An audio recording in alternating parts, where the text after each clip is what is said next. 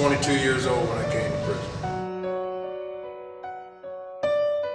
I was 30 years old when I went to prison. I was at the age of 19. I had just turned 19.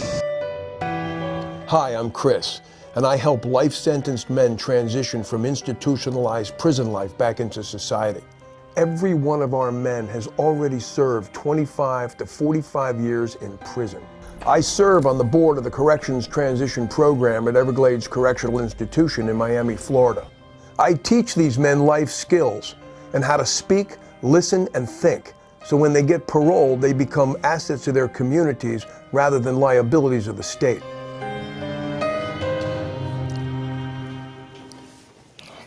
Welcome to Men Going Home. I'm Chris Wolfe, and we've got another great show for you today because we are the only show that brings you access to a segment of society very few people know anything about. Men who have spent more than 30, 35, and even 40 years in prison.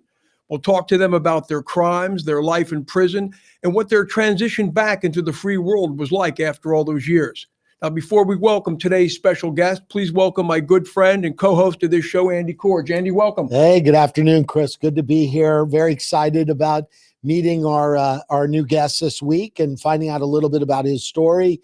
And, you know, bear in mind, too, anybody wants to listen to this show, you can listen to the podcast on Apple, Stitcher, Spotify, Google, anywhere you get your podcasts. Andy, last week's guest, Kenneth Hodge. What was your take on Kenneth? Well, I took a lot away from Kenneth in that interview. It was really very revealing for me. A couple things. First off, he goes back to jail after bouncing a $60 check when he's on parole. And I guess that what that told me is, man, that is one strong contract, parole contract that you have. And we'll talk today with our guest about a little bit about that. But I don't know, it seems a little ridiculous to me. A little too strict. Yeah. I sending someone back to jail 28 years, he bounced a $60 check. I mean, that was the most expensive $60 check probably he ever wrote. And he didn't do it on purpose. It was an inadvertent mistake. He thought the check wouldn't be cashed. However, under the terms of parole, he violated his parole and parole was revoked and he went back to prison for 28 years. It's a long time. But I'll tell you, the thing that I really took away from Kenneth more than anything was how his outlook on life.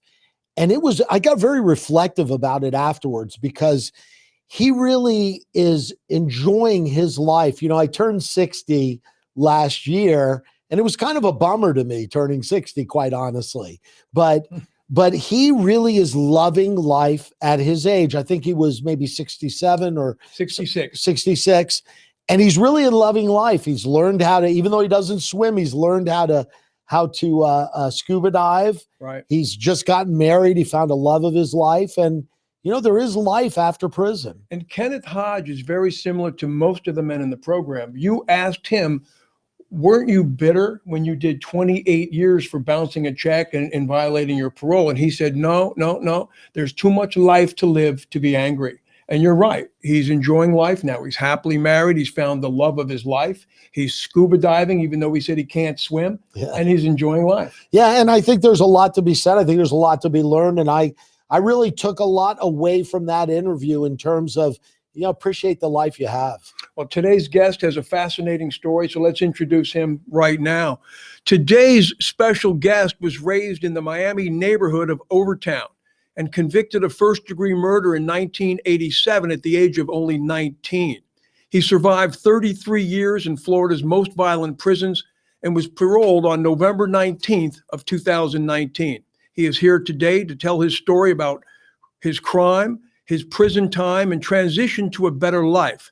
So please welcome today's guest, Troy Martin. Troy, welcome to the show. Thank you, Chris. Thank you. Good. Thank you to be here, Andy. Good. Thank you for coming down. Yes. First of all, I want to say I want to extend my condolences and apologies to my victim, Anthony Taylor, his family, all the people in society that are adversely affected. And I want to thank the Florida Commissioner on Offender Review, as well as Dr. Regina B. Shern, for helping me to be here in society today. Thank you. Well said. Well said. Troy, you were actually born in Brooklyn, New York, Yes, I lived my first 3 years there. 1967. Yes, And then your parents parted ways 3 years later. yes, Your mother had family in the Overtown neighborhood of Miami, yes. and she moved you at a very young age to Miami. What was that like in the early 1970s, growing up in Overtown? Well, Overtown is actually, it was a good place. I mean, in the sense that the camaraderie with the families and my mom was able to treat you like her child and vice versa. The neighbor's mom and was able to treat you like, you were their child. So it was in a sense, and children don't really understand poverty.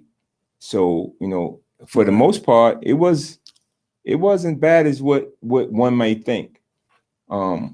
Even though the economic situation was probably not the best, it was a lovable environment. Right. And Overtown was very different back in the 60s and the 70s. Last week's guest, Kenneth Hodge, mentioned how you could walk down the street and see Sammy Davis Jr. I believe you at one time saw Muhammad Ali working out for a boxing match. Talk about that. Right. So he used to run through the neighborhood. He was staying in the Alapata area, and he used to run through the neighborhood jogging to go to Fifth Street Gym on the beach. And the kids used to run behind him and couldn't keep up with him. This guy was amazing. Yeah, Muhammad Ali. Now, at a relatively young age, and so you were attending the Miami-Dade County Public Schools, Yes. but at a relatively young age, about 14 years old, you started almost a career of stealing. Talk about that. Well, actually, it began a little earlier than that. But at 14, I was basically like I was done with school. I dropped out of junior high school, and I decided that, I was going to make money on my own, different ways, going downtown department stores, stealing and things of this effect, hanging out basically with older guys. And one thing led to another. Eventually, I began selling drugs. But wait a minute, back up to the stealing, because the drugs came a little bit later. You were 13, 14, and so you were influenced to steal. Actually, it was a little bit of a business for you, because you were stealing from stores like McCrory, and you were selling to actual consumers on the street. Yeah. What were you stealing, and what were you selling? Basically anything that we could get, but sometimes it would be orders. Like when school come up, a person might say, "If y'all get any barrettes for these girls' hair, bring them by here." So you were a personal shopper. Yeah, I mean, shopping and lifting at the same time. So, so that was basically it. And then what if I could? Go ahead. Was it the attraction to the money, or you just not interested in school that caused you to drop out? At that point? Yes, money. And to be honest, seeing my mom on welfare with 11 children, 6 that always resided with her, including myself, because majority of my siblings are older. I'm the 10th of 11. So it was like 4 or 5 that really rarely stayed with us, but 6 of us constantly, and seeing my mom struggle, to provide for us. We was in poverty, living on welfare. And I can say it now that she's passed, but once I got in school, she was able to go to places like the beach and clean houses and stuff like that under the table, and get income like that. So I had a sense of pride in that, my mom would cook at people's houses and clean houses. And, I just I wasn't comfortable with that, her providing for me like that, even though I, accepted what she gave me. But I didn't want to wait around for, wait on my mom to give me things. So you were helping, you were, that's how you raised money to help the family. Well, no, raise money to buy the things that I wanted to purchase myself instead of waiting on her. But you were also helping her, because were you also giving money to your mother? No, she would never take money. Oh, okay. No. Now, she was a homemaker, but then she became a registered nurse, correct? Yes, she did. All right. So you're stealing from stores and selling direct to consumers, but then you were also stealing, and some things went to a fence. Now, explain what a fence is and what went to a fence. Okay, so a fence is the person that buys stolen goods, and I guess they sell it elsewhere for increase the value. So things like if we were able to go in different department stores and steal maybe a nice watch, right, a designer watch. At that time, mostly Boulevards, Right.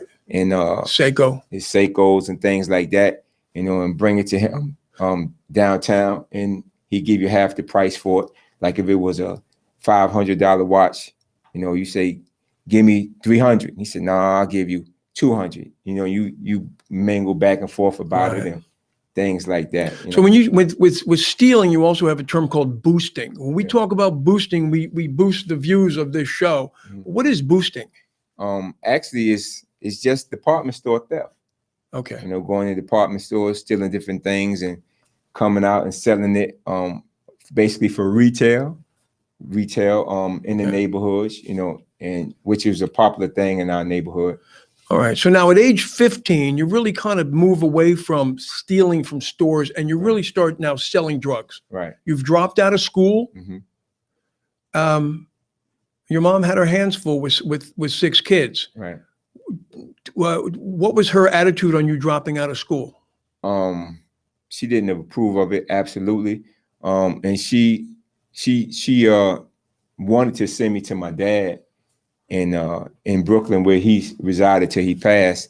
And in fact, we used to go there every summer, but I didn't want to go there. And so I just stopped coming home. Gotcha. And started, doing my own thing in the streets, hanging out with older guys, staying with different friends, Right. And just. So at 15, you start selling drugs, but you're working for somebody, right?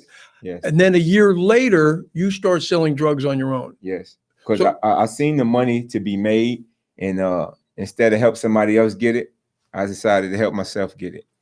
And how much money were you? You're 16 years old. Mm-hmm. You've got your own, narcotics business on the streets of Overtown. How much money were you making every day? On average, $600-700. So that's almost $5,000 a week. Mm-hmm. That's good money. Mm-hmm. At 16, you've got your own business and you're making $5,000 a week. So now at 19, you mentioned that you're going to clubs and you've got an entourage. Mm-hmm. Explain what your entourage does. What is their function? To hang out and basically protect me, if you will. As you can imagine, firearms are involved now, comes with the business. Mm-hmm. So we just hang out and live, enjoy life, party. How many members of the entourage were there? 6. Are they your employees? Do you pay them every week, or do you just pay for everything you guys do? So they are separate from the employees. Right? They are separate for the employees. I have 4 employees other than these guys that I hung out that were in my entourage and my clique. And what were your employees? What were they supposed to do? They would just sell the drugs. On the street? Yes. Yes. So we had one, what you call barman, which you distribute or sell the product. And another man was a lookout. So we had 2 shifts to do that. So it was total 4 guys. What kind of drugs were you selling? Marijuana, powder cocaine, heroin, until crack came out. Then that was the biggest thing. That was it. Yeah. But you had mentioned that the number one drug that people bought was marijuana, then cocaine, then heroin, then crack. Mm-hmm. Why was crack the 4th? You would think it was a derivative of cocaine. It was cheap. Why was that the 4th? Well, because initially people used to freebase cocaine. It means you had to buy it in quantity, right, and cook it up yourself. But when crack came out, that was the luxury of getting it. It was already cooked up for you, and you could get it for $5 or $10 as opposed to having to go buy an ounce or a gram like in the past and cook it yourself. So it was like a convenience for the guys who smoked it, for the people who smoked it. Were you using drugs also? Marijuana. You just smoked marijuana. Yeah. That was it. Yeah, marijuana. Occasionally, socially drank, beer, champagne. And when I go to the clubs, champagne. And did you treated this as a business? You had employees. Was there a certain quota you had to make every day, or no, just whatever you made? Right. All right. So here we are, 1986. The past 5 years are pretty good. You're selling. You're making a lot of money. Mm-hmm. you're spending a lot of money and you have your entourage, but this was a big turning point in your life because I recollect there were some guys from Opelika that came into Overtown and they were selling drugs, which normally would probably be a problem, except that one of the guys had a girlfriend who you and your crew knew, so it was cool. Right. All right. So talk about that. So it was a lot being said about it, that we were soft and letting these guys come over in our neighborhood and do this, but the street they were in was on a dead end street. It was a one way. So, they weren't making a lot of money in comparison to us. So we just overlooked it. And then again, one of the girls that we knew was her boyfriend and his friend, his crew. So, we overlooked it. Until one day my victim, Anthony, which I didn't know his name at the time. It wasn't any personal relationship, but I was on a motorcycle, riding on a motorcycle. Yeah, tell us about this. I had a XL 250 Honda, and I was riding on it in the vicinity of a lounge called Omniview Lounge, in the restaurant that my friend Mike owned. My bike cut off, so I was doing everything to crank it back up. So people gathered around that knew me would, tell me try different things, crank it, try the throttle, this and that.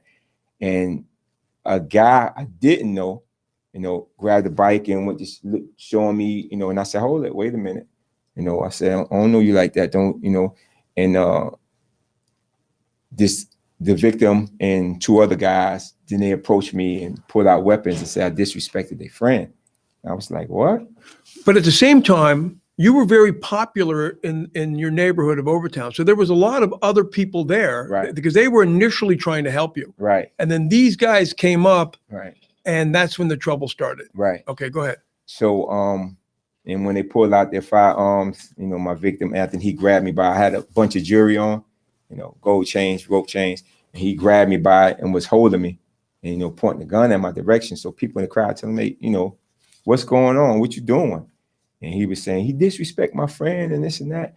So one of his girlfriend's friends came up, she was like, let him go. And so when he turned back to talk to him, that was my opportunity to get away. I wasn't going to wait around and see, what was happening. So I held onto my jewelry, snatched it away, and it popped, and I was able to get through the crowd. And would you believe these three guys were shooting in the crowd at me? And especially him. I mean, it's a miracle nobody got hit. No one was hit, thank God for that. And I was able to get away. And so on foot. Yeah, I ran. So, my thing was, okay, it's got to get him back.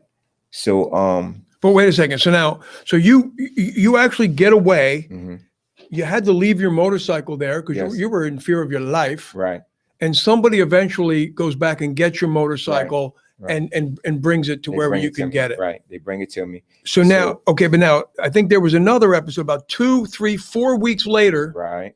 This is when another close call. This time you're at the intersection of 11th Street and 2nd Avenue in Miami, and you pull up to a red light in your Buick Skylark. What happens? And so, usually when, most people have the experience when you pull up to a red light and you look, you see a car next to you, you would look, and it was the same guys in the car, the same guys that shot at me, and they came out and they began firing again. I had to leave the car, exit the passenger side, and run to get away again. So now I'm furious. I'm like, it's on. Wait a minute, back up a second. You pull up, you're in your car, and all of a sudden these three guys, they just get out of their vehicle and they just open fire on you in your car. It's a miracle you're not hit. Exactly. So you duck down, you get out the other side of the car. Yes. You leave your car in the middle of the intersection. Left it there. Probably got 10 bullet holes in it. And where'd you go? I ran, I circled around 10th Street, and I came back down the opposite way. So it was on 2nd Avenue. So I circled the block on 11th Street till I got to 10th Street, and I came back heading towards 8th Street, and I ran to the area that was most familiar with me, and I got away again. That was the second time. Were they coming after you? They were, No, would they, or they just happened to fall upon you on that day? You think? I mean, I couldn't say. It was just, in the streets is when I see you thing, Mhm. So that's what it basically was. And they saw me because, again, he had a girlfriend in the area. So that time I decided that I'm gonna stop playing with this guy. Do you have any idea? I mean, this all sort of started when you're just trying to fix your motorcycle. You're not bothering anybody. Do you have any idea why these guys were trying to kill you? I could speculate, and for years, Right. I laid back and I thought about this stuff, and I'm not justifying what I did. I'm not saying in any facet that what I did was right. Now I understand that what I did was wrong. But at the time, I thought, that hey, street code, I'm a even score. Did and this is probably a stupid question, but did it dawn on you, or did you think probably it's not common to do that? Well, just go to the police and tell them these guys are trying to kill me. Absolutely not. It just wasn't your culture at the time. No way. And I mean, it's still the culture, not the culture today. I mean, there's a slogan in society in our neighborhoods: Overtown, Liberty City, these type of places, Opelika, Carroll City, what they call Miami Gardens now. Stop snitching. You can't. You can't do that. All right. So now twice now these guys have tried to kill you, and now you say, all right, that's it. That's enough. You're mad. You're out for blood.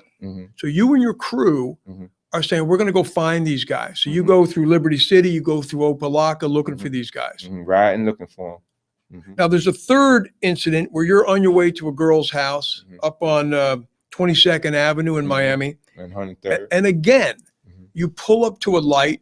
You look to your left, you see these guys. You look to to the other side. There's an Amoco station. What happened? One of the guys gets out of the car and puts his hands up. What happened? Saying he wants to talk to me. It's Anthony. Saying he wanted, man, I want to talk to you, man. I need to holler. And first chance I get, I hit it right, cut through the Amoco station, get on 103rd, and I'm out of there. So I'm like, this gone far enough. So from that point, at that point, I didn't carry a gun every day. So from that point, that third incident, I was carrying a gun every day. Because you didn't know. This guy put his hands up, but you don't know if he was there to kill you. You didn't know. I'm thinking he's baiting me, to get out the car or whatever, since he missed me the 2 other times. So he's tried twice already, right? I'm not going to take the chance. So that was the third episode. So, all right. So here we go. One, this is a big deal in your life. 2 months later, you're in your neighborhood and you're in front of a very popular restaurant called the Open Cafe. Yes. What happens? He comes walking up. Anthony. Yes. And so what happens is 2 sides. They have a side door and a front door, right? So I'm in the front and I go around the corner and where I could see straight down 11th Street. He's coming walking up and I'm like, is this that him? can't be who I think it is, And the moment we locked eyes, we were maybe 12 to 13 feet away. About the height of a basketball goal, about 10, 12, 13 feet away. And both of us are reaching. And I'm coming up first. And when I put out our waist, I pull my gun out and I'm running at him, because this is it. Right. You want to eliminate this guy. Yeah. This guy's tried to kill you 3 times. In my mind, I'm saying this is done. Your adrenaline's rushing, all that stuff, right? Exactly. So I mean, and he knew you got the draw on him. He put his hands up. Yeah. Then he put his hands up and like, hey, I've been trying to talk to you, and I was like, no, it ain't. So what happened? So I shot him. I think the autopsy showed I hit him in the hand. The first shot, I hit him in the hand, and then the rest to his body. And when he hit the ground, I put the last one in his head. So, and then you just kept going. Kept moving. Where'd you go? Ran back to my street where I was staying at. It's funny. As I listen to this story, it's hard for me to believe that you're the same guy that I met in 2015 at the Corrections Transition Program, because that was a lifetime ago. you were probably a very different person. So talk a little bit about the person, the change you were and who you are today. Because you probably can't believe that you Yeah, I did that. can't. When I think about it, Chris, I'm amazed. And it's funny that you mentioned that since I'm down here in Miami and I'm actually living in Tampa now. As I come through my neighborhood and I look and I say, this was my world right here. And I can see that life is much bigger and greater than just this little space that I come from, or that I basically was reared in.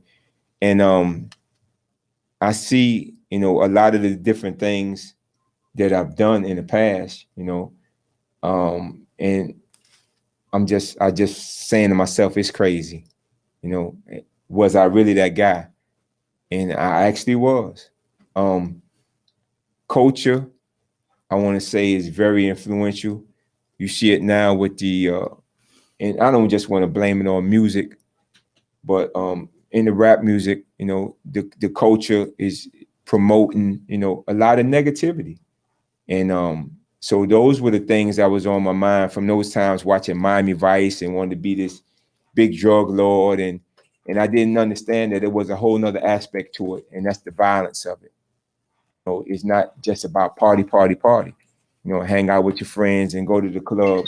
It's a violent aspect of it. And Maybe we'll kill that one. Yeah, let's kill that right now. so Troy, let me ask you a question. If you could be in a room and talk to a room full of Troy Martins today, all 16, 17 at-risk youth, given what you've learned and what you've experienced, what advice would you give them? Well, I think the best advice that I could give is something that we propagate and promote in CTP, which is Correction Transition Program, that you're very familiar with as being a board member. If you have to make a decision about anything, first thing is to consider, is it going to hurt you to do this particular thing? And then the second thing to consider, if it's not going to hurt you, is it going to hurt anyone else? That's right. And if you reach the conclusion that it is to either one, question number one or question number two, don't do it. Don't do it. It's very simple. Before I was paroled out, the warden at Everglades had this sign painted on the wall in our dormitory, and it says, "Do the right thing, even when you don't want to." Right. That's another slogan that I would promote. I would tell at-risk youth. In fact, that's one of the things that I do in Tampa is I talk to at-risk youth, along with feeding the homeless. Right. There's a job called Feeding Tampa Bay. Right. That they feed the homeless at Hillsborough Community College every Saturday morning at the Del Mabry campus. And I go there from time to time, volunteer and assist with that. Right. Now, hold on. I'll get to your transition in a second, but I want to go back because we're not finished with your story. Because what happened was 2 days after the shooting. Hold on. 2 days after the shooting, the police are investigating. Right. And they go to the murder scene and they find a guy that I think you remember, and he wants to get the $1,000, tip. Right. So he contacts the police for that on that $1,000 tip line. Yes. And he gives the name and location of one of your crew members. Yes. Yes. Talk about that. What happens? So what happened was this guy who did it, Alfredo Rodriguez, he was the ex-boyfriend of an ex-girlfriend of mine. So my ex-girlfriend of mine, her sister's ex-boyfriend. And they were at the restaurant, or they were in the front with a night that so this was everybody knew about what I did about the event, and it was like me and my crew had got these guys back, got him and his crew back, which was specifically in this instance me and him. I got him back. So guys knew in the neighborhood, what people knew in the neighborhood, what had transpired. So this guy, Alfredo, was smoking crack, and the guy that he told on in my entourage used to mishandle him, used to treat him bad. So when he found out about, what had transpired, he called the police to get a tip, and he gave up information on one of my guys. Your crew member. Right. So Who he didn't like. Exactly. Right. So thinking he could get a reward, because when they published that, on Crime Stoppers and stuff, right, they say call and you could get up to $1,000 and this and that. So the police contact your crew member. Right. So what happened? So they went to the location where this guy was at, and they apprehended him with drugs and paraphernalia and a firearm, and they had a discussion, and it says that they told him if he would take them to where I was or give me up, they would let him go. How old was this crew member? He was 18. He was 18. So they go and they find him. He's got a gun. He's got a lot of drugs. He's got way too much cash for an 18-year-old. Right. And he gives you up. Yes, he did. Okay, go ahead. So, and he actually brought him to where I was, and I was arrested at that point. Where were you? And still over town. In an apartment? Yeah, in an apartment.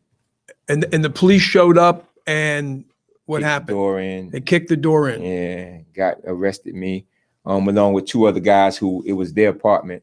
So they let them go at the police station, because they was interested in finding me for first-degree murder. What happened to the rule on the street where you don't snitch on the other guy? Yeah, that's a big thing, and that was one of the things that guys been talking about since I got out. Had I seen him or whatever the case, and I didn't see him. He's no longer in state. He went on to go to federal prison later on, and so I talked to him maybe a year ago. Somebody got in contact with him and let him know that I was out, and he was out. So when I told him I forgive him. Yeah, when we spoke at Everglades Correctional Institution, I asked you that, and you said, no, you understood. He was in trouble, and he wanted to get out of trouble. Exactly. So you really don't have any animosity to the guy that gave you up. Absolutely not. In fact, I want to say that he helped rescue me from myself. Yeah. Because I was a public threat, and not only that, a threat to myself. Yeah. So did they arrest you on the spot and say you're under arrest for first-degree murder, or did they wait till you got to the police station? Right. So what they did is they said they was taking me in custody for questioning, and then once I got to the police station, they said that they had a separate eyewitness, and they showed him some photographs, and he picked out. They took a picture of me at the City Mike police station, and they showed him some photographs, and they came back 5 minutes later and said he selected my photograph as the shooter that night. And so at that point I was arrested, taken to the Miami-Dade County Jail. And how long were you at the jail before your trial? A little over a year. Is that normal? It takes that long? Yeah, generally for a murder case. At that time, now I heard it's 4 or 5 years. Was the death penalty on the table? Yes, it was. Did they offer you a less number of years to plead guilty? They had heard all the information what occurred, and the prosecutor offered me 20 years. Yeah, but I felt, that, hey, if I'd have been dead, I wouldn't be getting 20 years, so I didn't feel like, I deserved to do 20 years in prison. You felt like you were just defending yourself. Exactly. Preventing yourself from getting according murdered. to the street code, not legally. Now, yes. I learned in prison. Now you understand. Right. That, but as a 19-year-old just turning 20, I didn't, I was like, no, man, no, 20 years. You actually didn't understand the consequences of this. Is that correct? Well, the consequences of killing him. The criminal, well, to a degree, I would say, yeah, I didn't. I mean, you thought, hey, these people are trying to kill me. Exactly. This in a sort of way, this is self-defense. Right. And so in a childish way, it was like he shot at me first. Right. So I'm shoot second, and I'm going to be the guy who gets it done. So which was criminal thinking and wrong. Today I understand that, but that's what my mindset was at that time. Is that the way the life at that time, and maybe even today, absolutely, on the street, absolutely, in Overtown and places like Liberty City, is that absolutely the way it is still? It is universal. It's universal in the United States, in what we call the hood, in the ghetto, impoverished areas. I mean, somebody shoot at you, you're not gonna go tell the police. You know, in fact, they had a movie about that in the late 80s, early 90s called Juice, featuring Tupac Shakur. Yeah, I remember Juice. And the guy who went on became a famous actor, his name is Omar Epps. Epps, yeah. Right? Mm-hmm. And that was about, you know, the same thing. You know, that's a common practice throughout most of the major cities. You know, when you have these feuds going on, it could be over the smallest thing. Sometimes it's about a girl. Sometimes it's about the way you looked at me. Sometimes it's you stepped on my shoe by accident. Yeah, it was the way he touched your motorcycle. You know, right? It wasn't even him. Yeah. It was another guy that was right. It was a friend of his. Right. So, you know, and it baffled me for years. But I believe that all things work for good, you know, and I don't want to promote my beliefs today, but I believe that all things work together for the good of those who love God, you know, and the call according to his purpose. You know, I believe there's a purpose in all of our lives. And, you know, sometimes people go through different things to find out whatever that purpose is. Yeah, if you had taken 20 years rather than the life sentence, how many years do you think you would have spent as opposed to 33? Well, at that time, they had what you call 1/3 off. So as soon as you come through the reception center, which I happened to go through with South Florida, was brand new, maybe a year old at the time. So they would take 1/3 off your sentence, whatever the right. total was, 1/3 would automatically come off what you call statutory. So now you're down to 14. Right. And then you have monthly game time at that time, which you don't have anymore. What they call administrative game time was automatic 60 days each month, as long as you didn't get a DR, which stands for discipline report. Right. And then additional 20 days incentive game time for working. So each day you would get, each month you would get 80 days off your sentence. So in 1 year, you would have reduced your sentence by 8 months. So every 1 year you do, they would take off 8 months. So you probably would have done maybe 7, 8 years if you had taken in the that 20. range. In that range. So, all right. So now the jury finds you guilty of first-degree murder. Did the judge sentence you right away, or was there a separate sentencing hearing? So what I went to was in first-degree murder was called a bifurcated trial, which means two-part: the guilt or innocent phase, and then the sentencing phase. So I got found guilty on, I think it was like the 11th, and then they had the second phase for sentencing like a week later.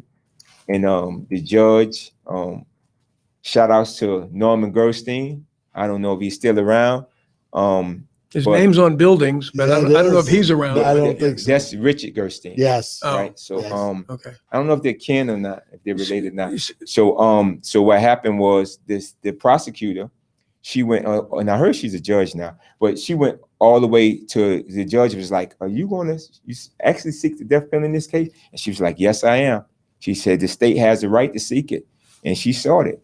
But the jury unanimously, because what they do is they make a recommendation to the judge as to what the sentence should be. And at that time, it was death or life in prison without the possibility of parole for 25 years. And the jury, all 14 members, recommended that I be sentenced to life imprisonment without the possibility of parole for 25 years.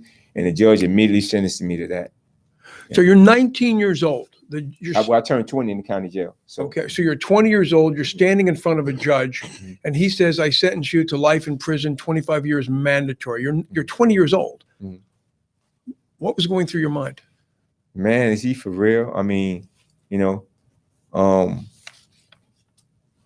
that's worse than the 20 years, that I was offered. Right. Yes, it is. Right, sure. And I'm like, I can't win for losing in this situation, and what I didn't understand was that offer, because the prosecutor had the facts of the case and understood. Generally, that's not the case where they say, okay, here's 20 years and they have, this type of case, a first degree murder case. So, but I didn't understand that the plea bargain was what they call a plea of convenience, because they understood the facts of the case. Mm-hmm. You spend 33 years. So you go to prison, you're 20 years old, you go to an adult prison. Mm-hmm. You spent 33 years in prison, 10 different prisons along the way. Mm-hmm. How did you survive 33 years in prison? Because that itself is quite remarkable. Well, one of the things is I boxed pretty good. We had Gibson Park, which before I came to prison, And so in prison, after South Florida Reception Center, which I remained like a month, I went to an institution called Glades CI, Belgrades. I did 6 months there, and while there, my first 6 months, I met a guy who was a coach, a recreational coach, and he was into what they call now MMA, but back then we called it kickboxing. Right. And his name is Jack Emanuel, and guys call him Snake. And he began to train me. Was one of the guys that began to train me. When he seen, I knew a little something about the speed bag and things like that. He began to train me. So I didn't have any problems in that regard. You told me the three most violent prisons that you were at, and you didn't really have a problem in prison because you could box and you could take care of yourself.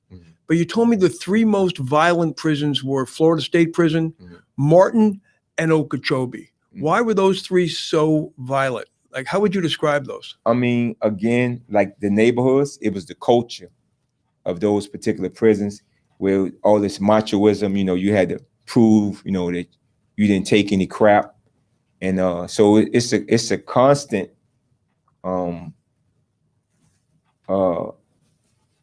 sense of urgency to prove a point to someone.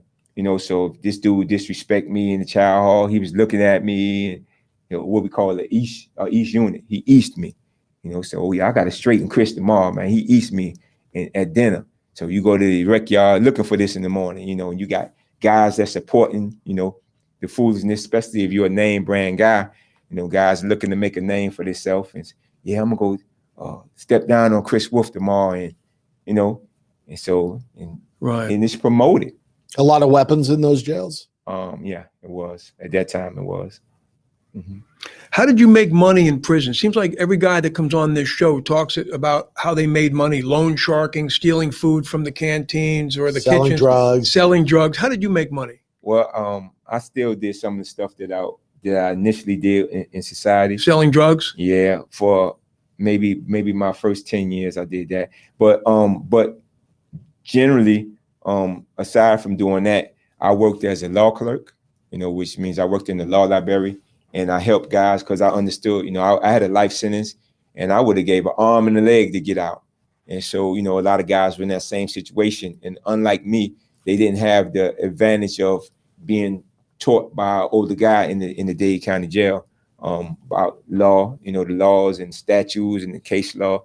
So yeah. I helped guys, I wrote down that you becoming a law clerk was a turning point in your life. It was. So, talk about, how did you become a law clerk? And then how did you help the men in prison? Okay, so while I was in the Dade County Jail, a lot of the older guys that had been to prison and was out and was back in the county jail tell me, you need to go work on your case. Look up your case. Go to the law library. So I went up there one day and I meet this guy. He was a law clerk in prison.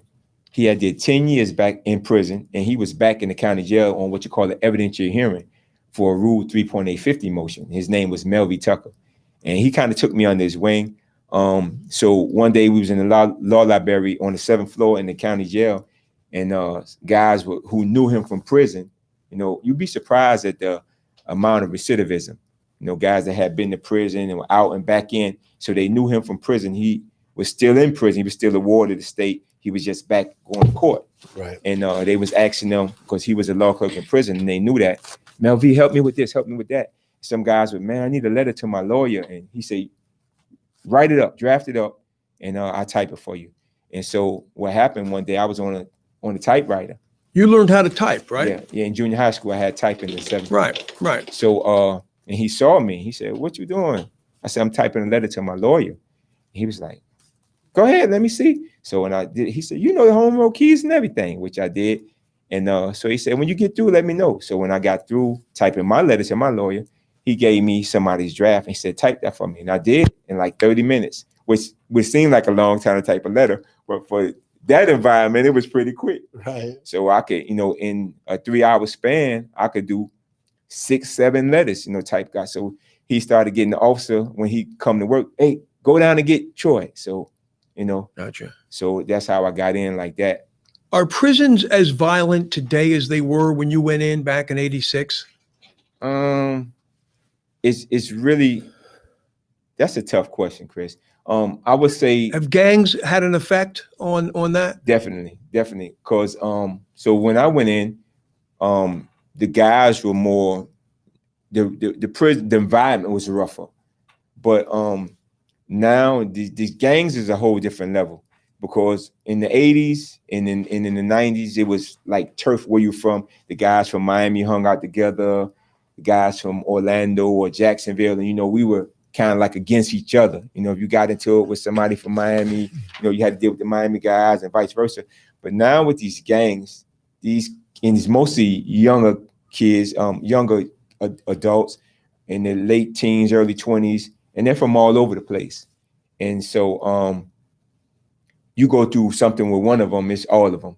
And they're pretty much looking to make a mark on older guys, and then they're doing the gang initiations. Like, this guy want to get into this gang, so he might tell him, go stab that old guy and, Right. go rob this man at the canteen or whatever the case may Just be. for the initiation. Exactly. So, so that brings a whole different aspect to it. You also said that white guys get tried Mhm. more than blacks and Hispanics. At that time, yes. Is it still that way? For the most part, I would say not necessarily, because is whoever has a few soups, you know what I mean? You can buy the guys on your side. Right. You know? And you also said that there's still rape still goes on, but it's less than it used to be, because now guys really get in trouble for it. You can get Absolutely. you get criminal Right. charges. Right. So they have PREA and this stuff. So it's kind of like a protective clause that they have now. So that's not really a big thing anymore. I would imagine that it's still, prevalent, but not to the degree it was when there was no repercussions. But go to confinement for 30 or 60 days, get out and be doing it all over again. So 2015, all of a sudden now you're transferred to the Corrections Transition Program at Everglades Correctional Institution. Mhm. So you see the light at the end of the tunnel. Right. Like you think you're going to get out. Mhm. And you meet Dr. Regina Sheeran, Mhm. who is the co-creator of the Corrections Transition Program. Mhm. She was a magnificent woman, as you would agree. Absolutely. Tell me about your first encounter with her. What did she say to you? So some guys had told her about my past in prison, the things I've done. But the guys who told her about this stuff hadn't seen me in like maybe 20 years.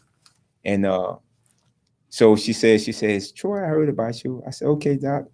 She says, we're going to be watching you.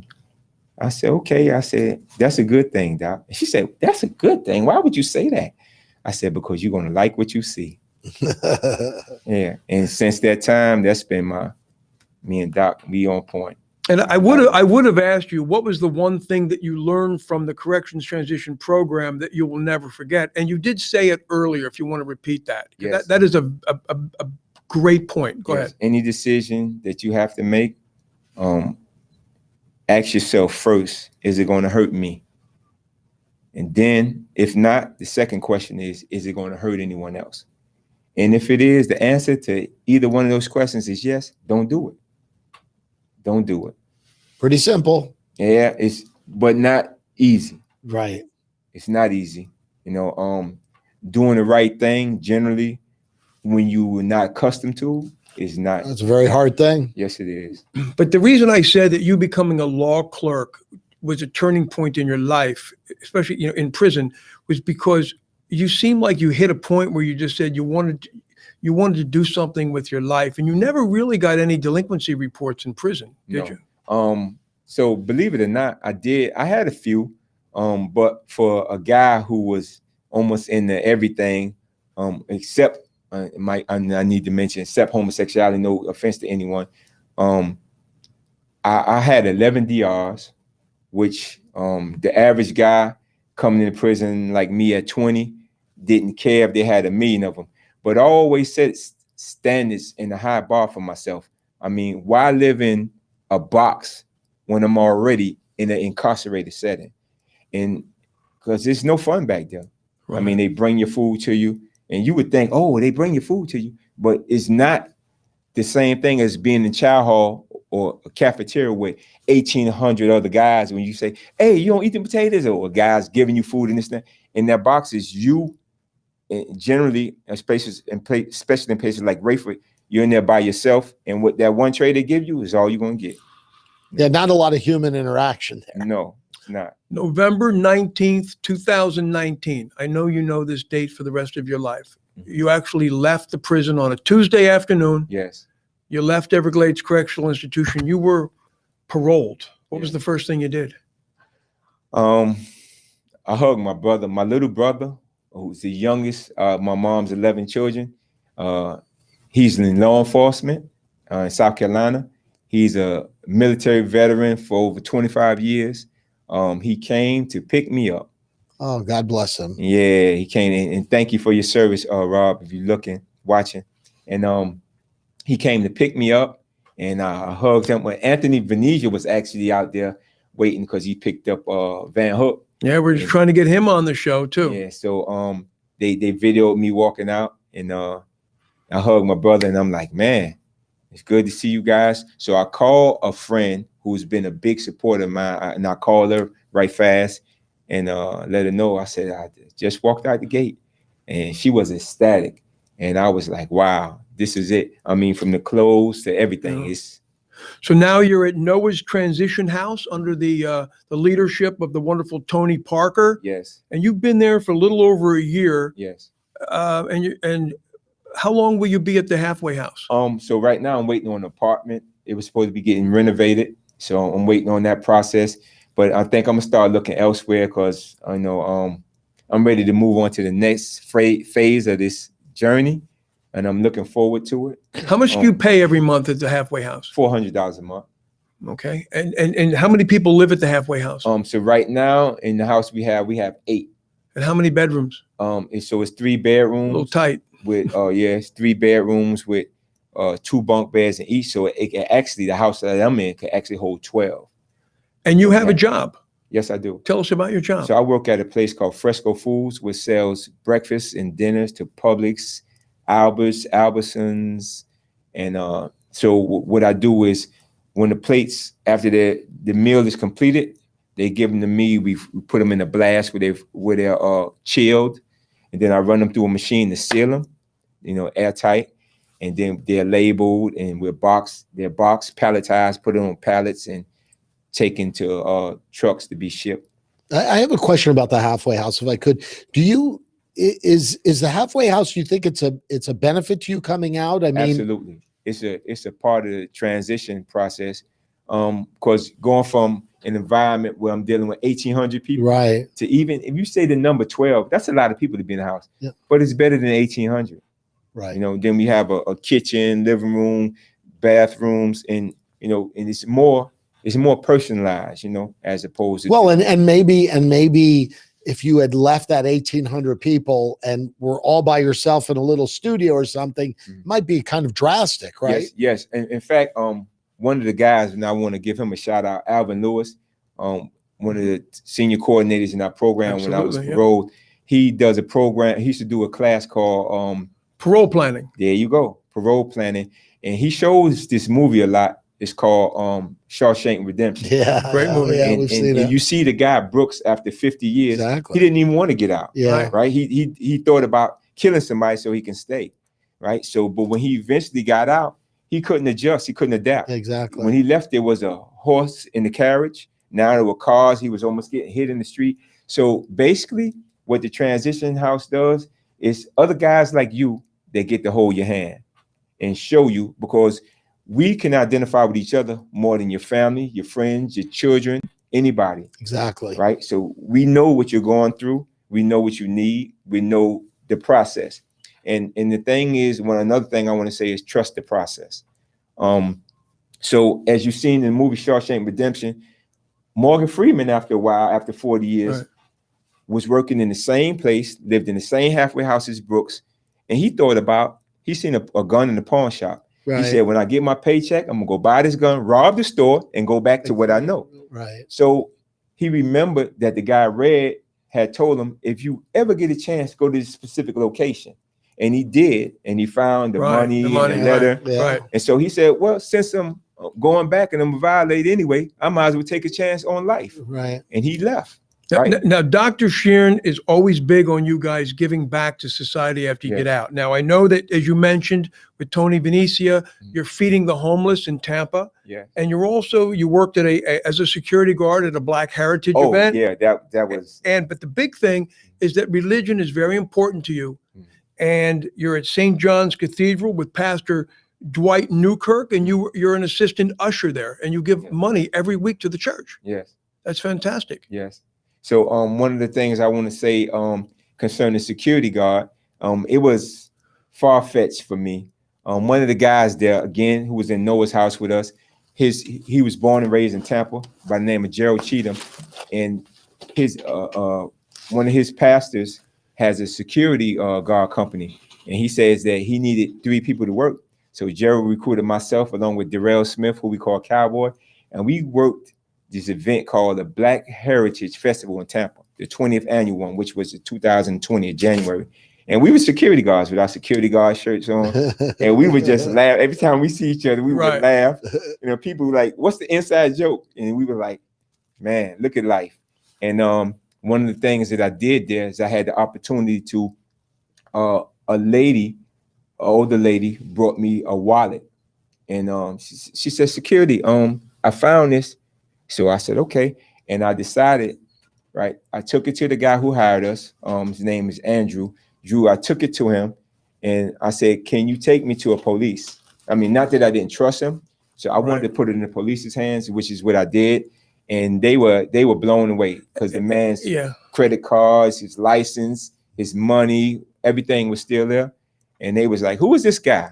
You know. So and I said that one of the things that I learned is to do the right thing. If I lost my wallet, I would want somebody. And they matched the wallet up with the person who lost Right. it. So, Now, hold on one second, because we're out of time. Okay. So I'm going to ask you one more quick question. Okay. What's next for Troy Martin?